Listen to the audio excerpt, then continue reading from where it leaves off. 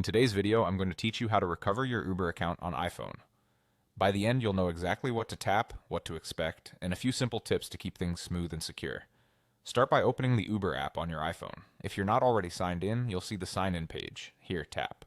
Find My Account. This option is designed to help locate the Uber profile associated with your email, which is especially helpful if you've used more than one email over time. Next, you'll see a list of accounts that might be connected to your device or emails you've used before.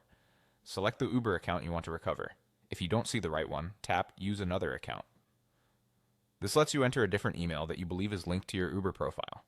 Take a moment to double check the email spelling to avoid delays. After you select or enter the account, Uber will send a 4-digit code to your email. Open your Mail app, look for the message from Uber, and note the code. If it doesn't appear right away, give it a minute. Then check your spam or junk folder just in case. Return to the Uber app and carefully type in the code exactly as shown. These codes can expire, so try to enter it promptly and never share verification codes with anyone. You may also see an option to log in with a passkey. A passkey uses your device's built-in security, like Face ID or Touch ID, to sign you in without a code. If you've set up a passkey before on this device, choose that option and follow the on-screen instructions. It's fast, secure, and eliminates the need to check your email. Continue by following the prompts in the app. The steps are straightforward and may include confirming it's really you and verifying the email you chose.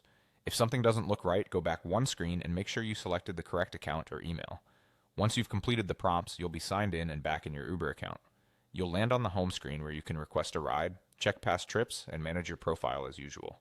If a code never arrives, verify that you used the correct email and wait a moment before requesting a new one. Ensure you have a stable internet connection and avoid entering multiple incorrect codes in a row. With these steps, you'll be back on the road in no time.